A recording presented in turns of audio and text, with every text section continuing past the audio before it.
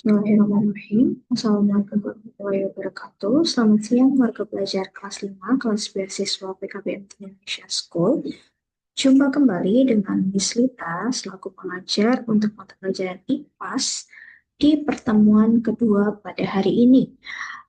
Nah, pertemuan kali ini kita akan membahas materi yang berjudul Sejarah Daerahku. Nah, bicara tentang sejarah, setiap manusia, setiap benda, setiap kejadian, peristiwa yang ada di bumi ini akan meninggalkan sejarah atau menghasilkan kenangan, baik itu buruk maupun kenangan yang indah. Nah, seperti apa ya materi kali ini? Bisa kita jelaskan. Ternyata Indonesia itu merupakan negara yang kaya akan sejarah. Ternyata dulu Indonesia belum disebut atau namanya bukan Indonesia.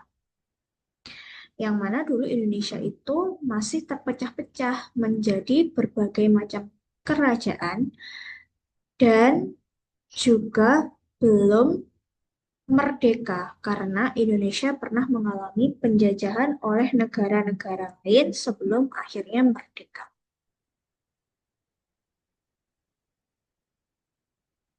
Nah, periode sejarah dari Indonesia sendiri atau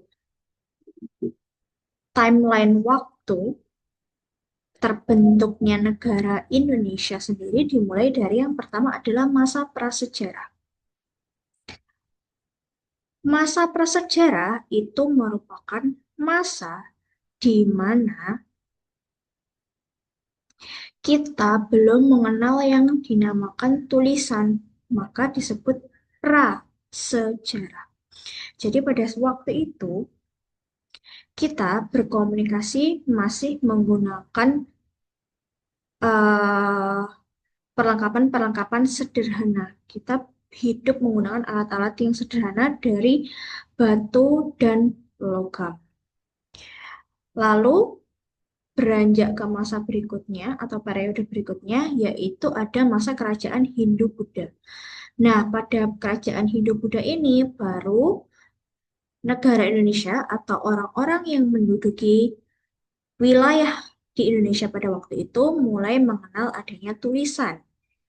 Nah, karena adanya tulisan itu disebabkan adanya alkulturasi atau percampuran kebudayaan yang hadir karena adanya agama Hindu yang masuk ke Indonesia dan Buddha. Serta terbentuknya prasasti dan juga berbagai corak kerajaan Hindu-Buddha yang ada di Indonesia.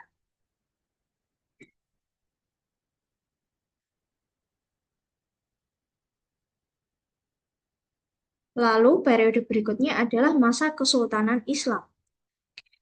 Ternyata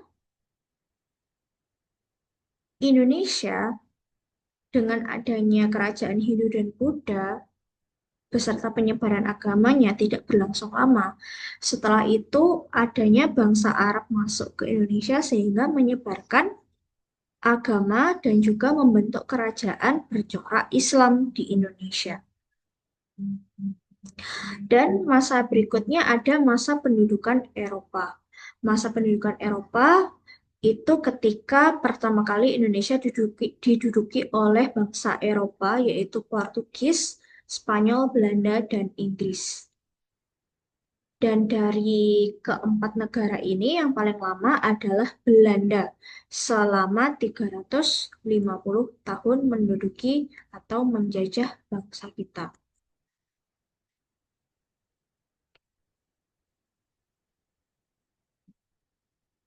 Dan periode berikutnya setelah dijajah oleh Belanda sepanjang 350 tahun, kita dijajah lagi nih sama negara Jepang sepanjang atau selama 3,5 tahun.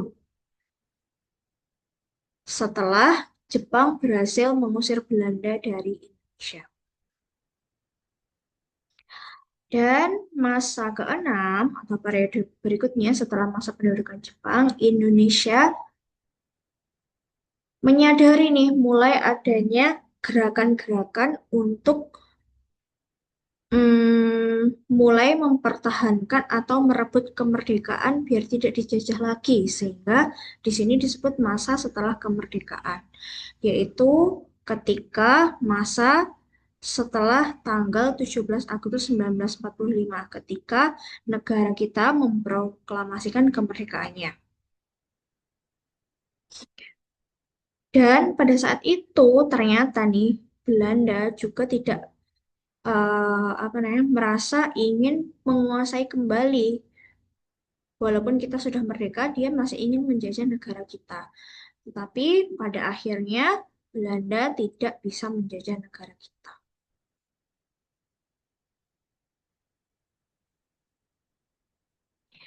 Nah, periode sejarah dapat diketahui atau dipelajari dengan adanya peninggalan atau bukti-bukti peristiwa yang menunjukkan pada waktu itu terjadi apa sih yang bisa kita pelajari saat ini.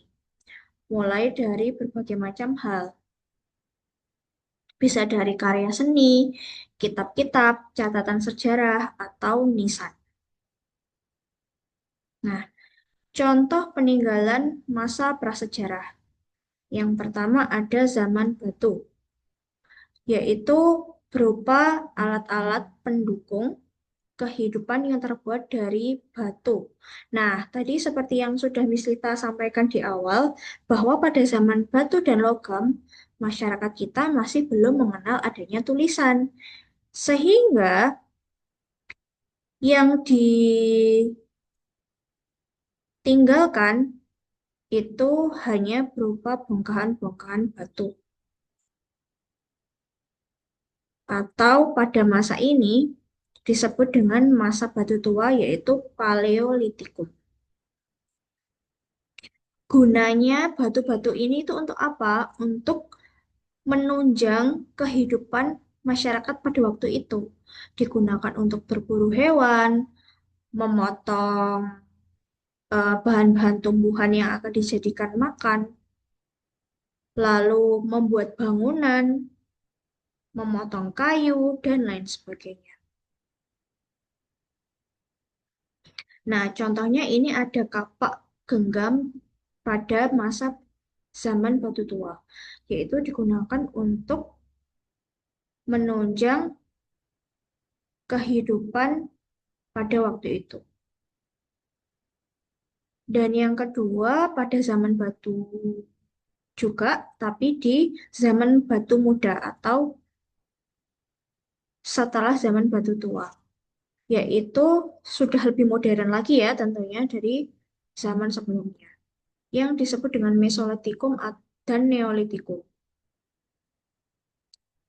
Peninggalannya bisa dilihat dari kapak batu peninggalan zaman batu tengah.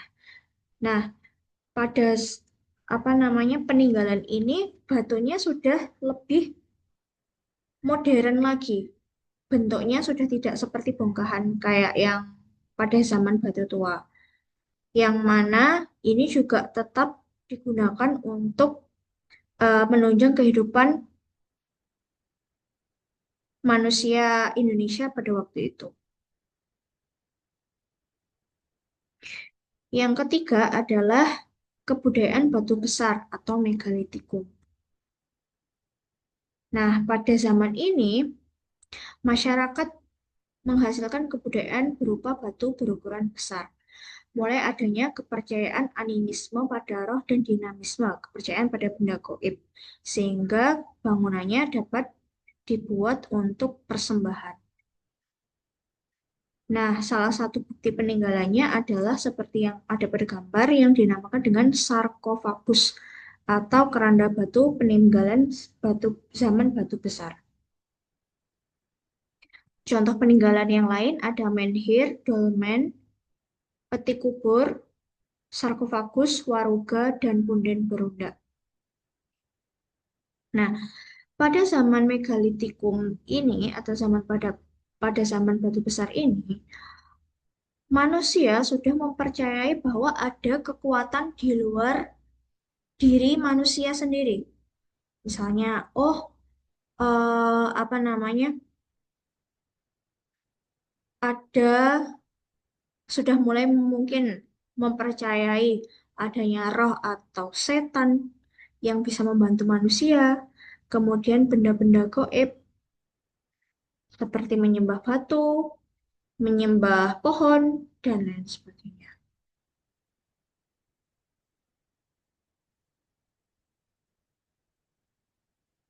Lalu beranjak ke zaman logam.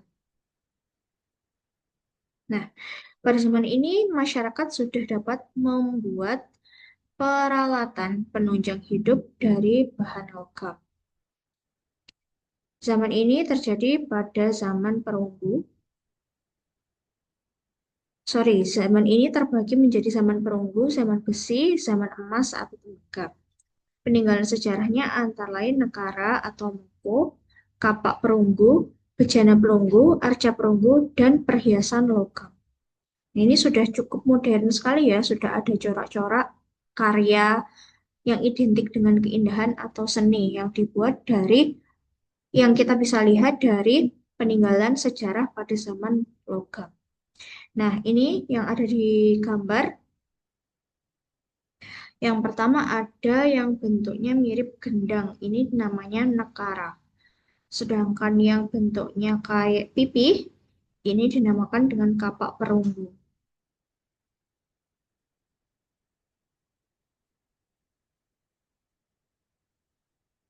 Nah, kita beranjak pada peninggalan sejarah pada masa sejarah. Pada masa sejarah berarti ini ditandai dengan masuknya kerajaan Hindu dan Buddha di Indonesia tadi, yang ditandai juga masyarakat Indonesia sudah mengenal adanya tulisan. Secara waktu, Indonesia dimasuki oleh agama Hindu pada sekitar abad 4 Masehi. Nah, pada saat itu, kenapa kok apa namanya agama Hindu dan Buddha bisa masuk ke Indonesia? Karena wilayah Indonesia ini kaya akan rempah-rempah, sehingga pada waktu itu Indonesia merupakan pusat perdagangan rempah-rempah yang ramai didatangi pedagang dari bangsa dunia. Sehingga pada waktu itu berbagai bangsa-bangsa hadir dan akhirnya menetap, terutama adalah pendeta Brahmana dan pedagang India yang akhirnya menyebarkan agama Hindu di wilayah Indonesia. Salah satu bukti peninggalannya adalah ini adanya Candi Prambanan yang menjadi bukti bahwa Indonesia pernah ada pada zaman kerajaan Hindu. Lalu yang berikutnya, nah kerajaan-kerajaan yang terbentuk pada saat masa Hindu-Buddha di Indonesia itu kerajaan yang pertama bernama Kerajaan Kutai. Kerajaan Kutai ini merupakan kerajaan pertama yang ada di Indonesia. Kerajaan Hindu pertama yang ada di Indonesia letaknya ada di dekat atau di tepi Sungai Mahakam, Kalimantan Timur. Berdiri sekitar abad 4 Masehi dan raja pertamanya bernama Kudungga. Kemudian digantikan oleh anaknya bernama Aswawarman. Lalu Aswawarman digantikan lagi oleh Mulawarman, diturunkan lagi tuh kekuasaannya dan berhasil membawa kerajaan Kutai mencapai masa kejayaan. Nah, bukti bahwa di Indonesia dulu ada kerajaan Kutai ini tuh dilihat dari adanya prasasti Kutai yang berbentuk yupa, yaitu tugu atau tiang batu yang dipahat.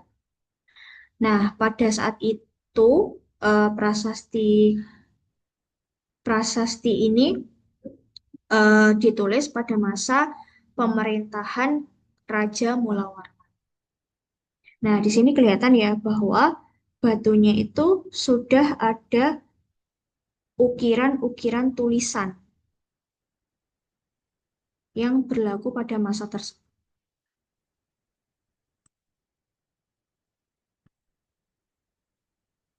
Lalu, bukti sejarah berikutnya adalah adanya Museum Mulawarman yang terletak di Kota Tenggarong, Provinsi Kalimantan Timur, yang merupakan dulu istana dari Kesultanan Kutai Kartanegara yang dibangun pada 1936. Nah, ini kelihatan ya. Dulu kurang lebih kerajaannya sebesar ini. Terus kerajaan kedua ada Kerajaan Tarumanegara, merupakan kerajaan Hindu tertua di Pulau Jawa. Raja pertamanya adalah Jayasinghawarman dan dan mencapai kejayaan pada masa pemerintahan Purnawarman. Kerajaan berpusat di tepi Sungai Citarum, Jawa Barat. Bukti kerajaan ini tertulis pada Prasasti Kebun Kopi dan Prasasti Ciaruteun. Ini buktinya. Tidak jelas ya bahwa ada tulisan dan juga jejak telapak kaki. Pada masa kepemimpinan Purnawarman, wilayah kerajaan diperluas hingga Cirebon, Bogor, Jakarta, dan Banten. Lalu yang ketiga ada Kerajaan Kalingga atau biasa disebut dengan Holik. Kerajaan Kalingga diperkirakan terletak di wilayah pantai utara Jawa Tengah, di antara Pekalongan dan Jepara, yang berdiri sekitar abad 4 Masehi, dan rajanya pada waktu itu, bukan raja sih, pada waktu itu dipimpin oleh seorang ratu yang bernama Ratu Sima. Nah, buktinya adalah terdapat catatan di zaman dinasti Tang dari Tiongkok. Salah satu peninggalannya adalah Candi Bubrah di Desa Tempur, Kabupaten Jepara. Lalu ada Kerajaan Mataram kuno atau Medang. Kerajaan Mataram kuno didirikan oleh Raja Sanjaya di sekitar abad ke-8 Masehi di Jawa Tengah. Kerajaan ini dipimpin oleh tiga wangsa atau dinasti yang berbeda. Puncak kejayaannya dialami pada masa kepemimpinan Dyah Balitung. Kerajaan ini dipindahkan ke Jawa Timur pada abad 10 oleh Pusindok untuk menghindari letusan Gunung Merapi. Kerajaan Mataram kuno kemudian berubah nama menjadi Kerajaan Medang. Salah satu bukti peninggalannya adalah adanya Candi Borobudur yang ada di Jawa Tengah yang sampai saat ini bisa kita kunjungi. Nah, berikutnya ada Kerajaan Sriwijaya. Kerajaan Sriwijaya merupakan kerajaan bercorak Buddha dan didirikan oleh Dapuntahiang sekitar abad ke-7 Masehi. Kerajaan ini diperkirakan terletak di muara Sungai Musi, Palembang. Bukti adanya kerajaan ini berasal dari catatan perjalanan seorang pendeta Tiongkok bernama Ising. Salah satu bukti sejarahnya ada Candi Muara Takus dan merupakan kerajaan bercorak maritim terbesar di Asia Tenggara. Lalu berikutnya ada Kerajaan Kediri. Nah, ini di area Jawa Timur ya. Kerajaan Kediri sendiri dipimpin oleh Raja Erlangga di Kerajaan Medang Kamulan. Ia membagi kerajaan menjadi dua, yaitu Kerajaan Panjalu dan Kerajaan Jenggala. Tujuannya untuk menghindari perselisihan antar pewaris kerajaan. Kerajaan Panjalu disebut Kerajaan Kediri dan Kerajaan Jenggala disebut dengan Kerajaan Kauripan. Kerajaan Kediri berpusat di Daha dan mencapai kejayaan pada masa pemerintahan Raja Jayabaya. Kerajaan ini runtuh akibat serangan Ken Arok. Nah, salah satu buktinya adalah Candi Penataran peninggalan Kerajaan Kediri yang terletak untuk saat ini ada di Kabupaten Blitar. Yang ketujuh adanya Kerajaan Singosari. Kerajaan Singosari disebut juga Kerajaan Tumapel, didirikan pada abad 13 Masehi oleh Ken Arok di Jawa Timur. Ken Arok adalah raja yang menyerang Kerajaan Kediri hingga mengalami keruntuhan. Lalu pada Kerajaan Singosari sendiri mencapai kejayaan pada kepemimpinan Raja Kartanegara. Peninggalannya adanya Candi Singosari, Candi Jago, Candi Kidal, patung Ken Dedes, dan patung Tarumanegara. Terus berikutnya ada Kerajaan Majapahit. Kerajaan Majapahit didirikan oleh Raden Wijaya pada abad ke-13 Masehi dan merupakan kerajaan Hindu terbesar di Indonesia. Kerajaan ini mencapai kejayaan pada masa kepemimpinan Hayam Wuruk, didampingi oleh patih yang bernama Gajah Mada. Patih Gajah Mada terkenal dengan Sumpah Palapa untuk menyatukan Nusantara. Peninggalan kerajaan ini diantaranya Prasasti Murare, Prasasti Balawi, Prasasti Parung, Candi Brahu, Candi Bajang Ratu, dan Candi Penata.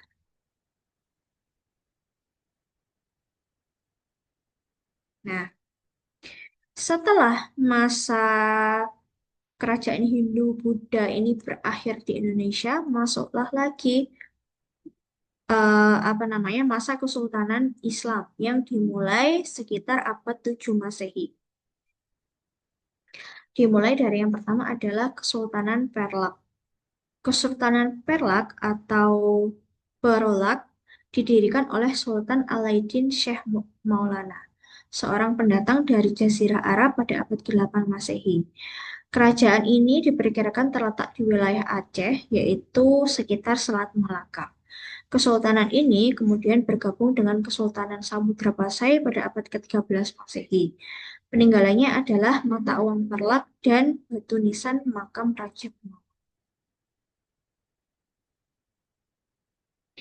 Terus ada Kesultanan Samudra Pasai.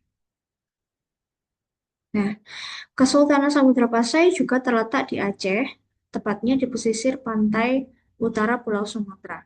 Kesultanan ini didirikan oleh Malik Al-Soleh pada abad 13 Masehi.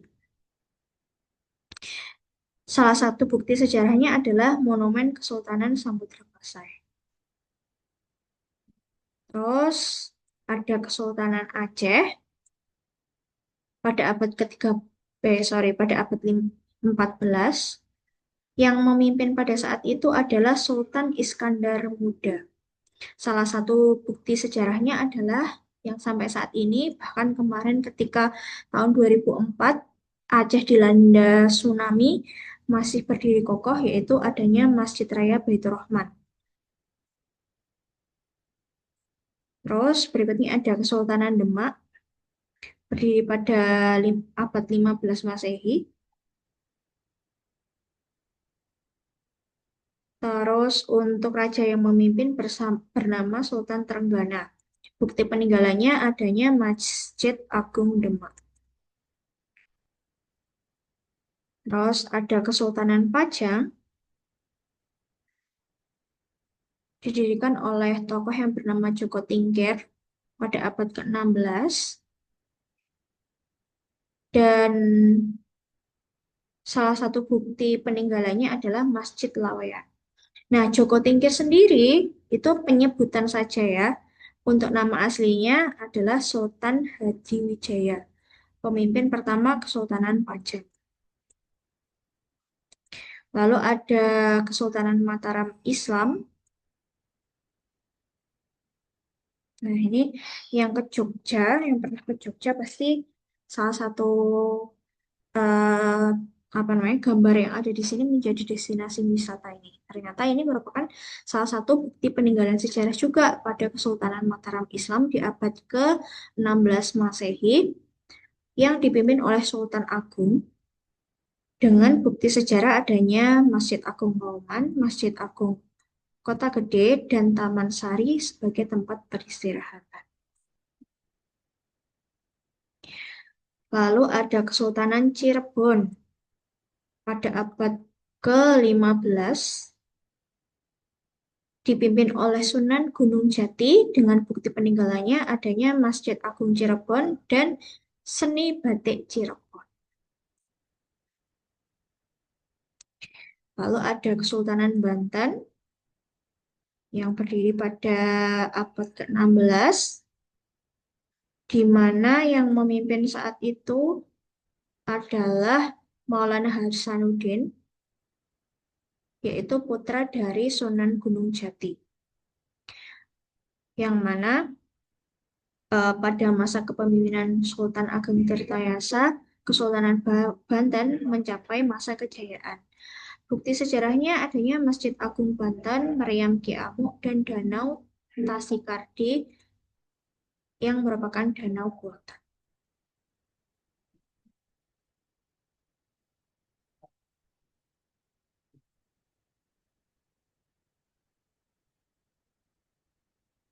Lalu di gambar berikutnya adalah warisan budaya setelah masa zaman prasejarah, zaman sejarah, yaitu adanya kerajaan Hindu-Buddha dan juga kerajaan Islam atau Kesultanan Islam.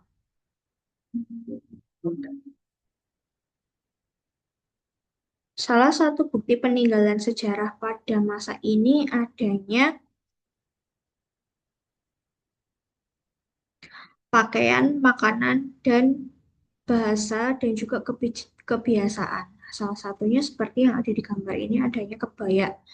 Kebaya itu adalah salah satu bukti peninggalan sejarah juga yang dihasilkan dari alkulturasi kerajaan-kerajaan atau masa-masa pendudukan masyarakat pada masanya.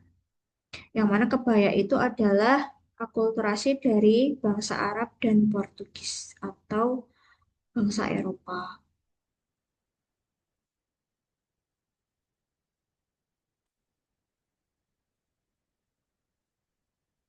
Nah, penerimaan budaya asing yang memang bukan asli dari Indonesia sendiri itu akan menciptakan alkulturasi atau perpaduan atau percampuran budaya tanpa menghilangkan ciri khas budaya aslinya.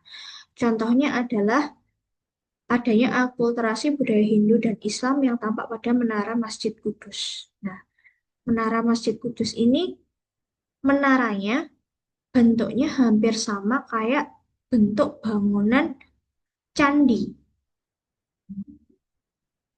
Tetapi ini merupakan masjid sebenarnya tempat ibadahnya orang Muslim. Gitu.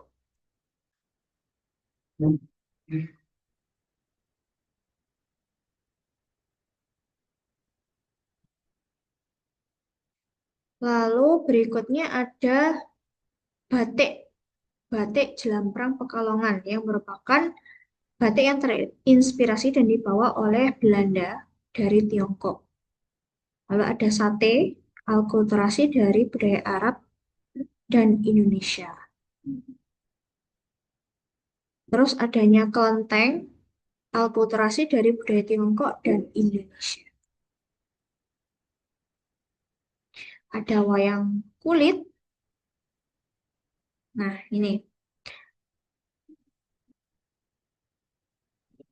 Ketika kita berbicara sejarah, kita tidak bisa meninggalkan yang namanya warisan budaya. Nah, warisan budaya sendiri dibagi menjadi dua, yaitu warisan budaya benda atau tangible, berarti budaya yang ada wujudnya, ada bendanya yang bisa kita lihat, kita bisa sentuh, itu namanya warisan budaya benda atau tangible. Dan ada juga budaya, warisan budaya yang tak benda atau intangible.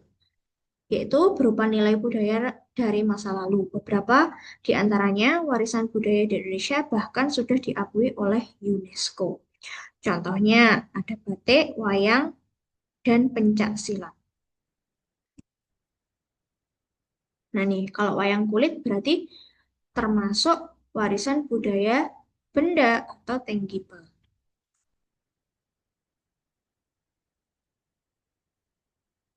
Nah, contohnya kalau budaya tangible ada alat musik tradisional, senjata tradisional, perkakas pertanian, dan artefak. Nah, artefak itu salah satunya adalah candi. Terus ada juga warisan budaya yang tak benda atau intangible. Salah satu contohnya adalah ilmu pengetahuan, pola pikir, gagasan, keterampilan, puisi, cerita rakyat, hukum adat, makanan tradisional, dan tradisi yang diwariskan turun-temurun. Nah, ini contohnya. Ada warisan budaya intangible berupa ngaben atau upacara pemakaman pada masyarakat Bali yang sudah wafat. Terus ada lagi nih, misalnya masakan tradisional berupa resep-resep yang mungkin saat ini teman-teman juga rasakan di rumah. Misalnya pecel, itu kan juga warisan intangible, warisan turun-temurun. Terus rawon, lodeh, dan lain sebagainya. Pun cerita-cerita rakyat. Di Indonesia banyak sekali loh cerita rakyat. Adanya cerita rakyat Suro dan Boyo, kemudian Timun Emas, Bawang Merah, Bawang Putih, Maling Kundang, banyak sekali dari seluruh Indonesia. Itu merupakan salah satu contoh warisan budaya tak benda atau intangible.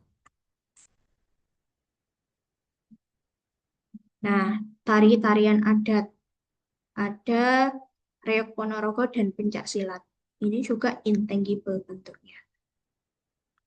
Ketika di Indonesia masih berdiri sanggar-sanggar tari yang mewariskan atau mengajarkan generasi muda untuk bisa mengikuti atau melestarikan dan belajar kebudayaan tari-tarian adat maupun kalau pencak silat itu berarti olahraga tradisional. Mulai dari kuda-kudanya, terus mendaknya, lalu apa alunan musiknya itu merupakan warisan budaya intangible juga. Fungsi warisan budaya sendiri adalah untuk dijadikan jati diri bangsa atau identitas bangsa kita.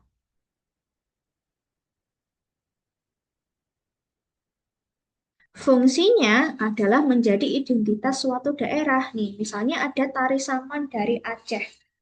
Tari saman dari Aceh ini sudah menjadi ciri khas bahwa setiap ada eh, apa namanya,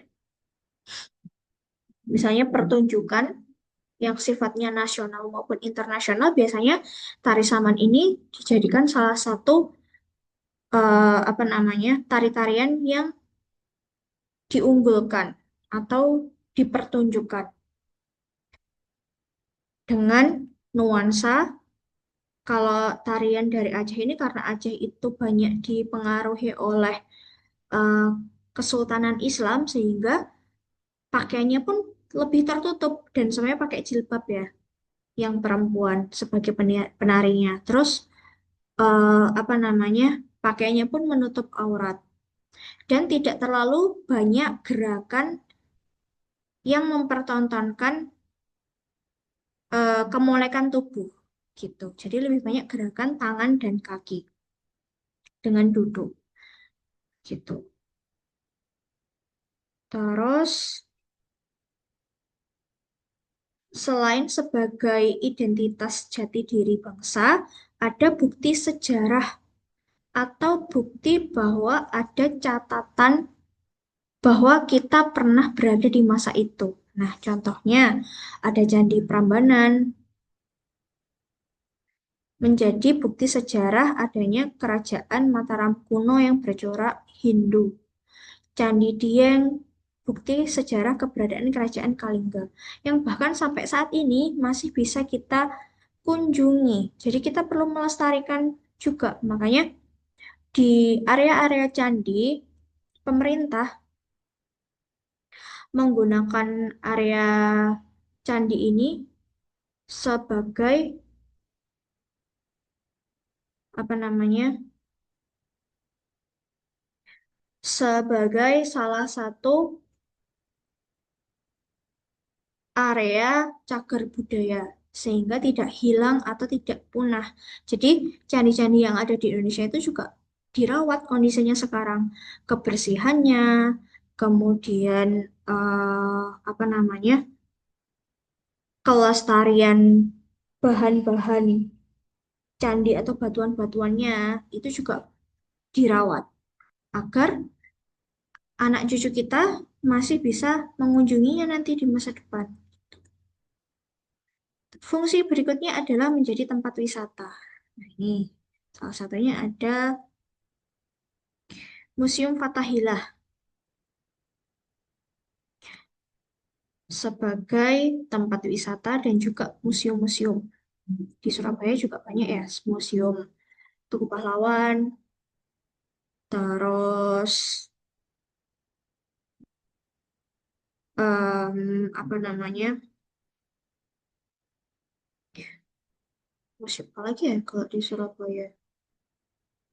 Museum Pendidikan dan lain sebagainya. Terus ada juga karena sering dijadikan tempat wisata, maka masyarakat di daerah tempat wisata itu atau di area peninggalan sejarah itu bisa meningkatkan perekonomian masyarakatnya juga nih, karena banyak orang yang berkunjung. Nah, ketika banyak orang yang berkunjung, masyarakat setempat bisa memanfaatkan untuk menjual beli, misalnya oleh-oleh yang menjadi ciri khas tempat wisata tersebut. Gitu. Misalnya kalau di sekitar candi gitu ya, biasanya sering tuh dibuat apa namanya masyarakat sekitar menjual miniatur candi. Terus ada kaos-kaos bertemakan tempat wisata tersebut dan lain sebagainya.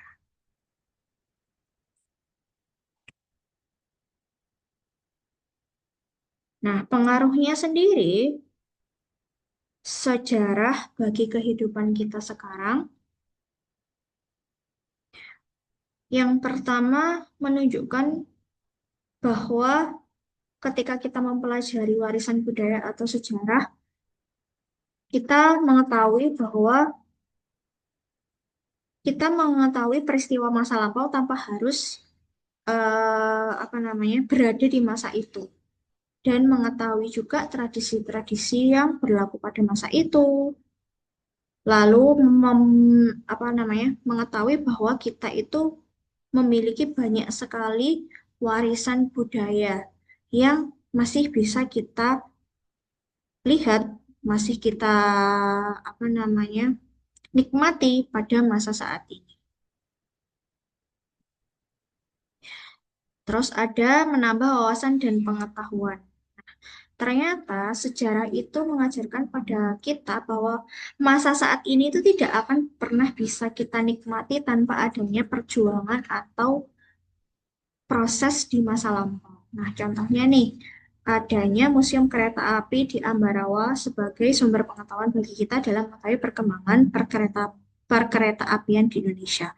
Nah, dulu model bentuk transportasi kereta api yang bisa kita rasakan saat ini itu bentuknya dulu seperti ini loh. Masih sederhana menggunakan bahan bakar kayu yang menghasilkan uap dan tenaga untuk bisa berjalan gitu.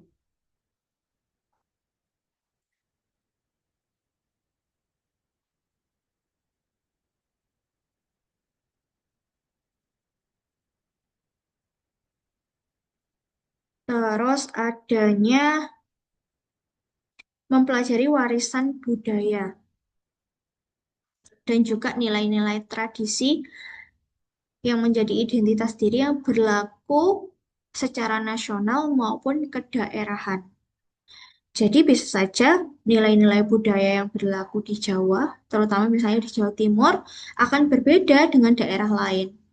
Nah, itu membuat kita mengeksplorasi dan menghargai semuanya punya nilai budayanya masing-masing tanpa harus kita apa namanya?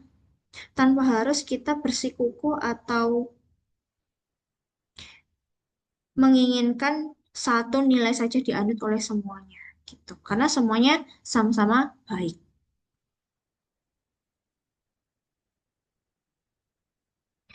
Terus dengan mempelajari sejarah membuat kita semakin cinta tanah air.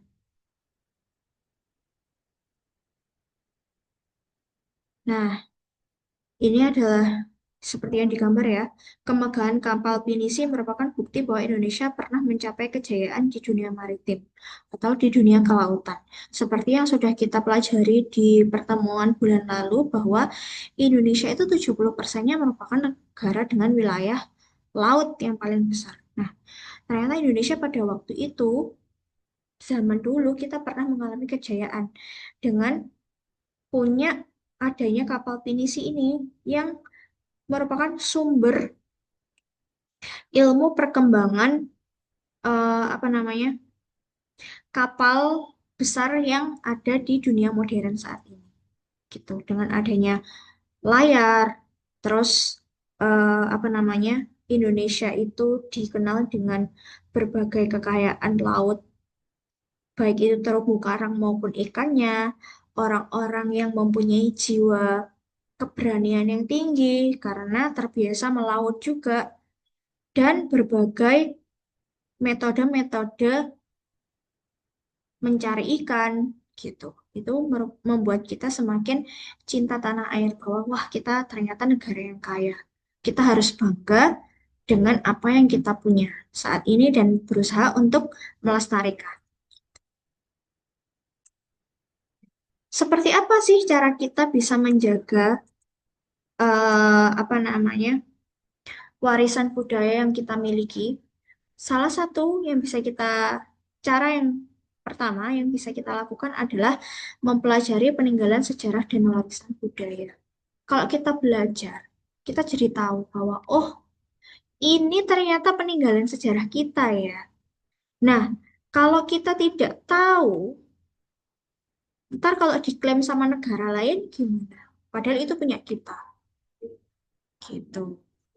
Nah, salah satu yang bisa kita lakukan adalah banyak membaca. Membaca buku, kitab, cerita orang tua, atau kunjungan ke museum. Bahkan kalau saat ini tuh teman-teman nggak harus berkunjung langsung, kayak lihat aja dari YouTube-YouTube atau konten-konten yang memang bernuansa sejarah. Terus, mempelajari budaya juga menjadi salah satu cara untuk kita bisa apa namanya, kita bisa melestarikan warisan budaya Indonesia. Nah, kayak ini anak kecil belajar bagaimana cara menari kuda lumping. Tidak hanya menari ya, mungkin belajar alat musik tradisional dan juga menyanyikan lagu daerah. Itu juga bagian dari melestarikan budaya. Terus memperkenalkan peninggalan sejarah dan warisan budaya. Caranya dengan apa? Kalau sekarang nggak harus, teman-teman harus eh apa namanya? Kita harus pamer, nggak harus kayak gitu. Cukup dengan memfoto, mungkin memposting. Jadi ketika misalnya posting di media sosial gitu, punya ya teman-teman. Misalnya habis mengunjungi museum A gitu. Oh ternyata di sini ada apa namanya? Misalnya nih kalau di Tugu Pahlawan gitu ya. Oh ternyata di sana ada jas yang bekasnya digunakan oleh Bung Tomo loh gitu. Misalnya kalian potret terus diposting di sosial media. Kan orang lain tanpa harus berkunjung langsung ke Tugu Pahlawan, mereka bisa mengetahui bahwa oh ternyata dulu Bung Tomo ketika perang pakai jas ini ya gitu. Terus melestarikan tradisi dan budaya daerah. Nah ini pasti sering juga nih kayak apa namanya? Biasanya sebelum puasa atau dilakukan kayak gini, gunungan namanya. Gunungan itu adalah salah satu budaya yang dilakukan untuk apa namanya? Sebagai wujud rasa syukur kita setelah panen. Gitu. Makanya di sini ada gunungan berbagai macam hasil panen. Terus mematuhi aturan di tempat wisata. Nah, kalau misalnya kita berada di sebuah museum, di area candi, yang mana apa namanya di tempat wisata itu banyak mengandung atau banyak menyimpan benda-benda sejarah yang penting atau yang sudah tidak bisa apa ya, tidak bisa diproduksi ulang. Misalnya kayak Candi Prambanan. Kalau misalnya candinya runtuh ya nggak bisa lagi ada Candi Prambanan gitu loh. Kita tidak bisa memutar waktu untuk membangun candi itu atau bahkan kalaupun sekarang itu nilainya sudah berbeda karena bahannya sudah tidak ada, terus estetikanya juga tidak akan sama dengan candi yang lama sehingga kita harus mematuhi ketentuan yang ada di tempat wisata tersebut. Contohnya, menjaga kebersihan, tidak mencoret-coret di area benda bersejarah, tidak berkata-kata kotor, terus apa namanya, mematuhi aturan jalan yang ada di sana. Kayak misalnya, oh ini nggak boleh dimasuki, atau ini tidak boleh difoto, atau ini tidak boleh disentuh, ya harus mematuhinya. Gitu. Karena apa? Peninggalan ini bersifat otentik. Jadi nggak akan bisa diulang lagi sejarahnya, masanya. Sehingga kita harus menjaga betul-betul. Biar apa? Biar anak cucu kita juga bisa menikmati warisan budaya yang ada saat ini. Gitu. Nah, itu tadi eh, materi tentang sejarah di daerahku yang bisa Miss Rita sampaikan. Setelah melihat video ini, teman-teman bisa mengerjakan soal-soal yang berkaitan dengan materi yang baru saja Miss Rita sampaikan di Google Classroom dengan judul Tugas 2 IPAS kelas 5 dengan tanggal 5 Maret 2020. Nanti linknya juga Miss Rita bantu cantumkan di deskripsi grup. Sekian materi yang dapat Miss Rita sampaikan. Semoga bermanfaat. Apabila ada pertanyaan, bisa disampaikan melalui WA grup ataupun personal chat melalui WA admin. Dari Miss Rita, sekian. Wassalamualaikum warahmatullahi wabarakatuh.